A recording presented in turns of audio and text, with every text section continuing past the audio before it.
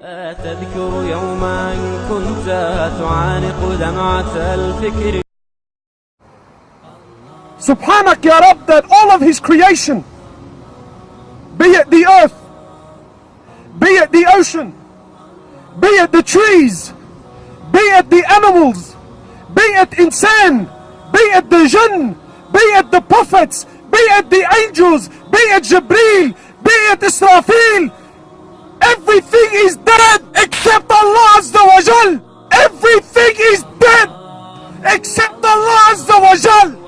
Nothing moves, nothing stops, nothing makes, and nothing breaks except by His will.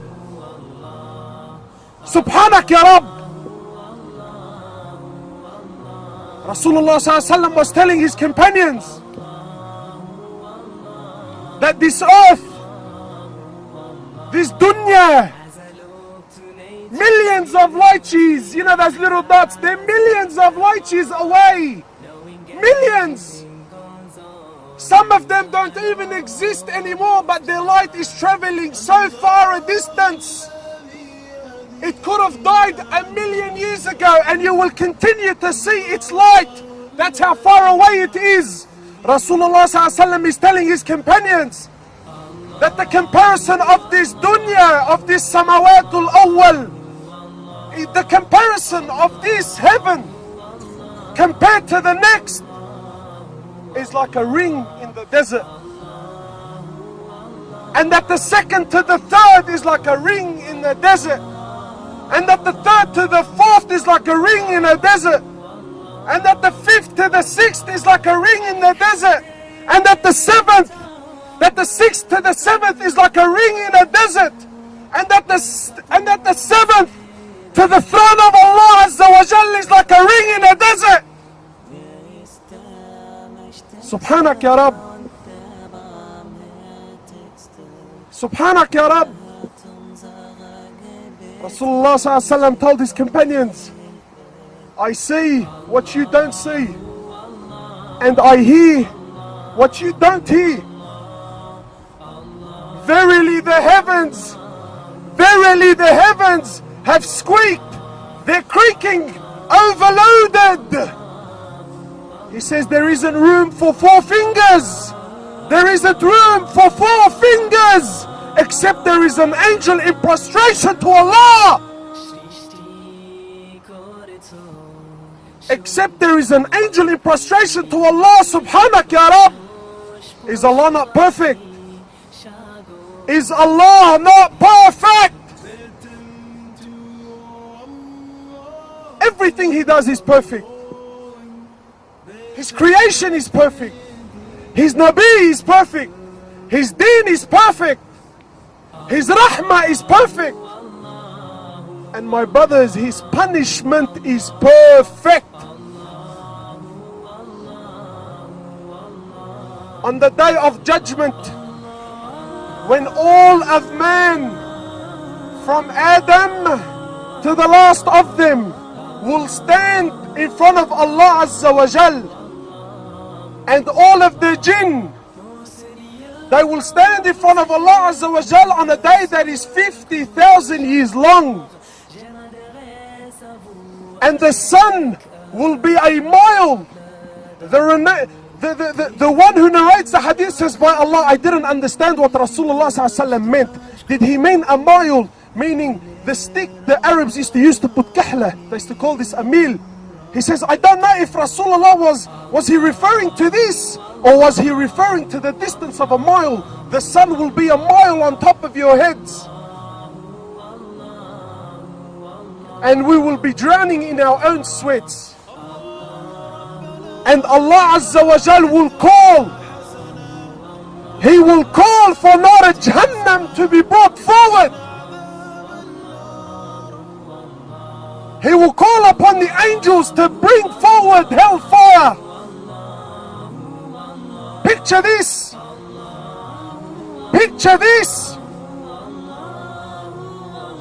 70,000 ropes. Each rope has 70,000 angels. That's 4 4.9 billion.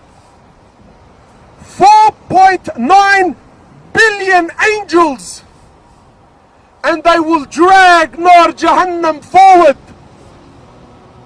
They will bring it as they have been commanded. They will bring it forward. And we will be watching. We will be watching. When Nar Jahannam sees the disbelievers and the sinners for the first time, it will burst in anger.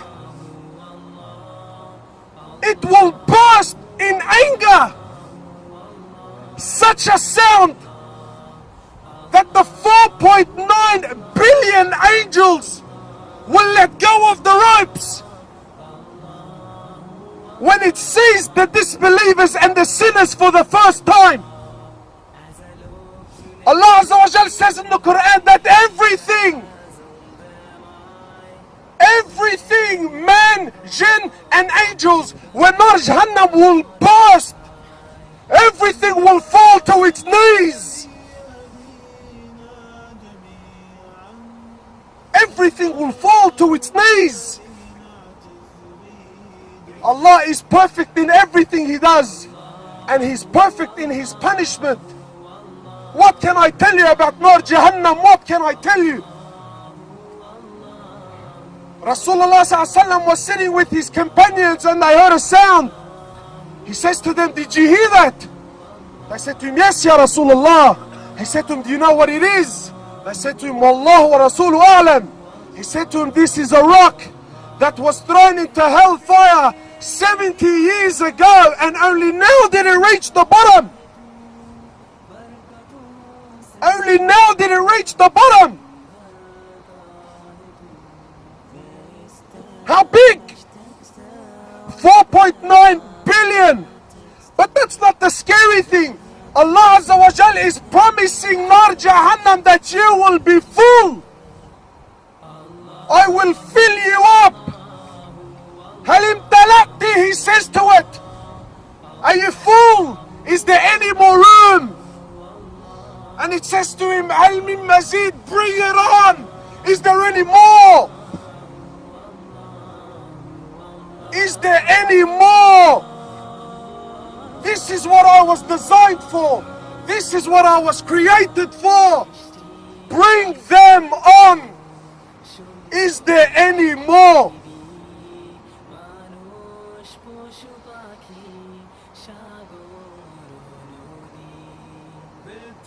The least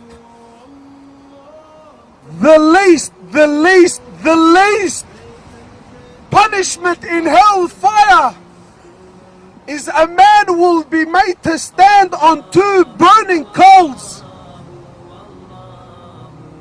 He will be made to stand and his brain will boil. And the miskin thinks that he's copying the worst punishment. He thinks he's copying the worst punishment. Rasulullah said this is the least punishment. What do you think he done? Did he miss a prayer? Did he tell a white lie? Did he neglect the sunnah? What was it, Ya Rasulullah, the least punishment? Your brain will boil. Allah is perfect in everything He does. He is perfect in His creation. He is perfect in His rahmah, and He is perfect in His punishment. Do not delay. Do not delay. This is an opportunity that was given to you by Allah Azza wa Jal. He brought you here. He gave you this opportunity. My brother, do not go back to Sydney in the same condition you came. Ya ayyuha alladhina amanu qu anfusakum wa ahlikum nara. O you who believe, save yourselves and your families from hellfire. Its fuel will be men and stones. Do not delay. This is the time. May Allah subhanahu wa ta'ala have mercy upon us all and forgive us all. Inshallah, Ameen. Wallahi brothers, after these beautiful talks and reminders, that I know that none of you doubt that each one of these brothers had spoken from their heart. I know that these talks are coming straight from the heart to the heart. And every single one of us now is sitting down and comprehending and thinking and saying, you know what, it's true, it's true, it's true, it's true. But what's next? What's next? Are we going to go back after what we've heard? After this beautiful feeling that some of us never ever felt this beautiful feeling ever in their lives? Wallahi, there are people dying just to get this feeling that you are getting right now. Why is it you that at this camp? Why is it me that Allah had gathered us here tonight? On a night which is night full of corruption. People disobey Allah, drink alcohol, commit sex and do this and do that. And Allah Azza wa Jalla wanted this group of believers to get together for the sake of Allah, to remind themselves of Allah, to remind themselves about the day of judgment, to remind themselves about the love of Allah and His Messenger. Why is it me? Why is it you that we're here? Isn't that alone? Isn't that alone worth to thank Allah subhanahu wa ta'ala to the day of judgment? Doesn't Allah Azza wa Jalla deserve to be thanked? I ask you about Allah, is your Lord Allah worthy of being disobeyed? Does Allah deserve that disobedience? Does Allah deserve that negligence? Does Allah subhanahu wa ta'ala deserve us turning away from Him? Does Allah subhanahu wa ta'ala deserve us not worshipping Him?